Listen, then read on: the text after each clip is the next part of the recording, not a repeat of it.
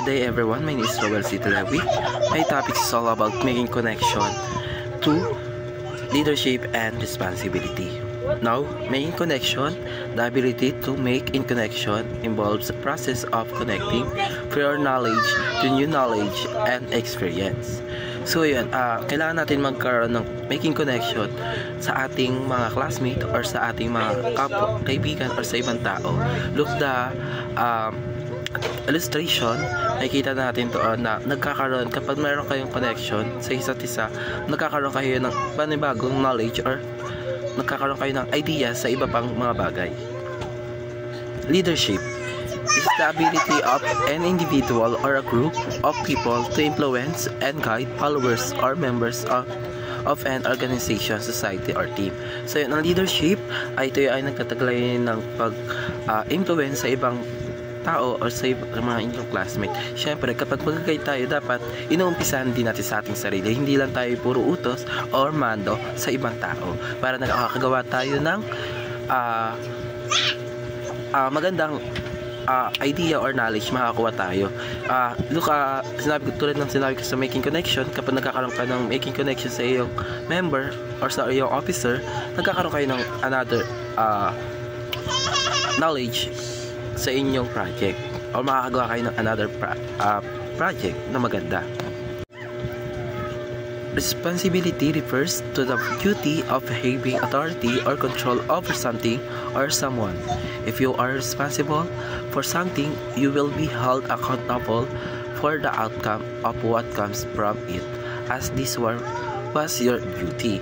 So yan, responsibility, syempre, as a leader, and you have a responsibility na magkaroon, ma-influence yung mga member mo or officer mo para magawa nila ang kanilang mga tungkulin or yung mga task nila. And you need to have a connection sa kanila. Kasi kapag wala kang connection sa kanila, hindi nila magagawa yung responsibility nila bilang officer. So, this is my last in my topic, making connection to leadership and responsibility in industrial arts. Leadership and responsibility go together in industrial arts. In this regard, leaders in industrial arts are responsible for following the protocols while organizational duties, making the decision while providing honest, precise, and clear information while offering the supportive culture for responsible communication. And industrial arts, leaders are concerned with projects to be arranged, deadlines to be met, and quality standard to be maintained. Leading by example, industrial inputs a sense of responsibility and professionalism. So yun, as a industrial arts student, may apply natin ang making connection to leadership and responsible sa atin. As a student ng industrial arts, syempre kailangan natin maging responsible sa lahat ng ating magiging galaw. Lalo na kapag ikaw ay nagiging leader sa iyong mga project na gagawin nyo para makabuo kayo ng isang magandang project or product. So yun, the next facilitator I want to call on Kimberly Cruz. Thank you. Again, good day everyone. I am Kimberly Cruz and I will be explaining the visualizing in terms of industrial arts. So it says here that industrial arts visualizing typically refers to the ability to conceptualize a design or a project before physically creating it. So in other words, or to explain that, in industrial arts, visualizing refers to the ability to mentally conceptualize a design or project before physically creating it. So it also involves imagining how different components will come together considering the aesthetics, functionality, and practicality. So yung visualizing, in this context, it helps craftsmen and designers plan and execute their projects effectively. So we have here the first one example of visualizing in industrial arts. So yung pag-create natin ng idea of making a crafts into a project. So by visualizing it, kung ano yung how does it look, we will create, or we will have a physically create using our visualizing. So, and that would be all. Thank you. Hello everybody, so here's my topic and we're going to discuss about innovation. So, kapag sinabing innovation, ano nga po ito? Ang innovation ay isang proseso ng pagpapakita o pagbabago o pina-enhance sa mga product. Ito ay isang mahalagang bahagi ng pag-unlad at paglago at maaring magkaroon ng malaking epekto sa mga tao, negosyo at ekonomiya. Malaking epekto para sa atin ang innovation dahil nagkakaroon tayo ng idea at knowledge para makapag-isip kung ano ang pwedeng gawin at lalo pang pagandahin ng mga bagay na pwede nating gawing business or ibenta. That's all for my topic. May I call on the next facilitator? So, good day to each and every one of you. I'm Mr. Gumalde and here is my topic. So, my topic is inferring questions. So, sabi po sa slide is inferring question is an inferential or implicit questions are answered by interpreting clues from part of the text to figure something out. Basically means na ang inferring question na yung mga question kung saan nagkakaroon ka ng clue ng pagsagot doon mismo sa tanong. So, let's move on. So, okay. Here are the examples of inferring questions. So, number 1 is why. Kapag tinanong ka ng why, syempre magkakaroon ka ng clue mismo dun sa tanong why. Magsasagot mo kung bakit, di ba? So, for the number 2, we have here, what is the problem? O, magkakaroon ka ng clue na ano nga ba yung problema. So, masasagot mo siya automatically kapag nabasa mo yung question na yun. Now, last one is, what do you think? Kapag inas ka na, ano nga ba iniisip mo? From that question, magkakaroon ka na naman ng clue para masagot mo ng automatically yung tinatanong sa'yo. So, let's move on. So, the last one would be creativity. So, creativity, sabi rito, it is the ability to think about a task or a problem in a new different way, or the ability to use the imagination to generate new ideas. So, sa pagiging creativity, dapat magaling tayo sa pagkakaroon ng malawak na kaisipan. So, kailangan ay broad yung iniisip natin, laging innovative, laging thinking outside of the box para maging creative ang isang tao. So, let's move on. So, inferring questions, kapag nirelate natin siya sa industrial arts, so in industrial arts, inferring questions are those that prompt students or practitioners to draw conclusions or make educated guesses based on available evidences or context. So the last one naman is creativity to industrial arts. It involves the ability to generate new or original ideas, designs, and solutions within the context of practical and functional objects or projects. So that would be all. Thank you so much. Good day everyone, so I'm John Carlo Arcabab. So the topic that I've tackled is inferring questioning. So first slide is the inferring questioning. So involves asking questions that require one to go beyond the available information to make assumption or conclusion based on advice and reasoning. So inferring questioning is a type of question that involves asking question that are required to go beyond information you already have. So you need to make assumptions or draw conclusions based on evidence and reasoning. So next is the inferring questioning in industrial arts. So in industrial arts, inferring questioning helps in problem solving by enabling individuals to anticipate potential issues, deduce solution from incomplete data, and apply theoretical knowledge practically to create innovative solutions to improve processes. So in industrial arts, inferring questioning is a valuable problem-solving skill. So it helps people anticipate potential issues, find solutions with limited information, and apply theoretical knowledge to create new ideas or improve processes. So next is the problem solving. So problem solving is the process of identifying a problem, developing possible solution paths, and taking the appropriate course of action to achieve a desired goal or solution. So, problem solving is a systematic approach to finding solutions. Diba?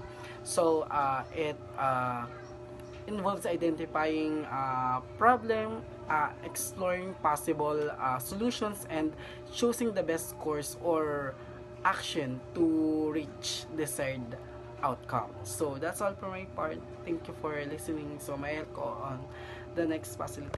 So, my report is tungkol sa indeterminate improvement. So, sabi dito, industrial arts typically involves assessing various factors such as efficiency, quality, safety, and innovation in the processes and products within industrial settings.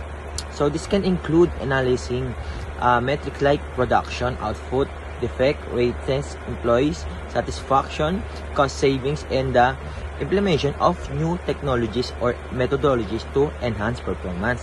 So, sa madaling salita, ang sabi dito, ang pagtukoy ng pagpapabuti sa industrial ay karaniwang involves ang pagsuri sa iba't ibang mga aspeto tulad ng isang kausayan, kalidad, kaligtasan o iba pa. So, ang produkto daw dito, maaring kabilang sa pagsuri ng production ay rate ng depektado, kasiyahan ng empleyado at pagtitipid sa gastos at iyang implementa ang mga bagong teknolohiya o metodolohiya upang mapahusay ang performance. So, dako naman tayo dito. So, improving productivity and accountability within an organization necessitates multi-faceted approach, clear goal setting, service as the foundation, providing employees within a tangible road to follow. So, next, effective communication channels ensure that everyone is on the same page, facilitating the exchange of progress, updates, etc. So, sabi naman dito, ang isang pagbubuting produkto daw at pananagutan sa loob ng isang organization ay nangangailangan ng maraming aspeto or diskarte. Sa madaling salita, ay nagsilbing pundasyon na nagbibigay ng mga empleyado ng isang korektan roadmap na dapat sundan. So, sabi din dito sa kabila, so, tinitiyak na lahat ay nasa parehong pahina, pinapamadali ang progress at mabilis na matututugunan ang anumang mga hadlang. Ang mga estratehiya sa pamahalaan ng oras ay tumutulong sa mga individual na ilaan sa kanilang pagsikap na mahusay. So, minimize ng mga distraction ang meaning nun. So, thank you. I'm Bernadette Santarenala and I will discussing the determining improvement. Continuous improvement is a power tool that helps individuals and organizations to constantly enhance their performance and achieve better results. By continually looking for ways to improve, we can identify areas of weakness, streamline our process, and enhance our skills and knowledge. So, basically, ang sabi dito, ang pagpapatuloy na pagpapabuti ay isang mahusay na tool or ang power tool na nakakapagtulong ito sa mga individual, sa organisasyon na nagpapatuloy para mapahusay ang kanilang performance at makamit ang mas mahusay na mga resulta. Sa pamamagitan nito, patuloy na paghahanap ng parang pamaputi. Patuloy ito na naghahanap for ways to improve. So, ayun, nag-help siya na mapatuloy yung mga improve natin. Mapatuloy na ma-improve ang mga skills natin, ma-enhance ang mga knowledge natin, ganon. The second one is determining improvement. to industrial arts. So, in industrial arts, determining improvement is a must because industrial arts more on skills. What are the knowledge and skills needed to develop in industrial arts? So, nakalist dito sa aking PPT ay yung mga useful skills na develop in industrial arts. The first one is mechanical skills. So, ang mechanical skills ay nilalaman ng carpenters, woodworkers, and even fabricators apply mechanical skills to proficiently operate and work with a multiplicity of tools and machineries. The second one is math skills. Third one, attention to detail, and lastly, critical thinking skills. Good day po Ma'am Elsa and good day classmates. I am Dan Perel Espinosa and my topics are definition of synthesizing and definition of collaboration. I am with Mr. Leonard Francisco and his assigned topic is synthesizing of collaboration in industrial arts. So, without further ado, let's get started. So, we have here the definition of synthesizing.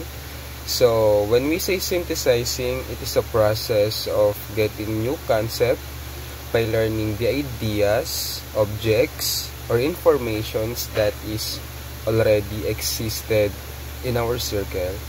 And synthesizing is we giving those informations a life. Binibigyan natin sila ng new concept, new looks, or even new works, but we still managing to understand the original content. So, sa madaling salita po, synthesizing is nag-evolve tayo or ginagawa nating advance yung mga particular informations or objects that is already created by someone. And then, one of my example sa synthesizing in industrial arts, remember guys, we have this activity and we assign to create a picture frame without its common raw mats, which is ang common raw mats ng picture frame ay melted plastics, wood, and then lalagyan natin siya ng glass, right? We synthesize in a way na gawin sila with other materials, which is a recycled material. Hindi natin yun magagawa and hindi natin siya matatawag na picture frame without learning and understanding the original concept. So, hindi tayo nag-freestyle lang basta-basta kasi we synthesize the object, which is the picture frame nga po, wherein ginawa natin siya through upcycled picture frame. And this is through innovation while managing to stay put the original idea. So, that is for synthesizing. Moving on. So, next naman we have here the definition of collaboration. So, collaboration, alam na natin to. Alam na natin ito eh. It is a teamwork. It is a manpower or working with peers to complete a tasks while achieving one goal. And an example ko rito, yung woodworking days natin when we were second year, I believe. And nagawa natin siya through group work or through group hard work, I believe. And in-emphasize niya na we collaborate para magawa itong medicine cabinet kasi ayun yung ina-aim natin during those days. And also, hindi naman natin may aim lang ang collaboration within the group of 5 people. It could be 2, it could be 3 or more. As long we have another people wherein we working in the same direction, same goal, same string, we can do collaboration. Collaboration is so broad, and to think everyone is collaborating, So we must consider a collaboration. So yeah, I think that's all for my part. Thank you for listening. Again, my name is Dan Perel Espinosa. Moving on. As a reporter, my topic is synthesizing a collaboration is crucial of livelihood education. Most collaboration requires to synthesizing this because when a peer collab, we allow ourselves to combine various sources of information, ideas, and concepts to create a coherent one through its original mastery. Perhaps here in our industrial arts, we are preparing for real-world changes in synthesizing collaborations to integrate knowledge from diverse fields and perspective from its original content but more innovative. Sinasabi sa synthesizing collaboration, ito yung pagsasama-sama ng isang group siya. Kumbaga, magkaroon kayong kasanayan na magbigay ng information sa isa't isa at nagtutulungan kayo para yung isang kaalaman or information ay mabuo. Kaya nakalagay dito to integrate knowledge for diverse field. Ibig sabihin, yung perspective ng content mo is buo siya, buo or mas naiintindihan. Basta dito inahanda ka bilang tao dito sa mundo na maaaring magbigay ng information di lang sa sarili mo kundi sa iba or pangkalahatan. Yun lang.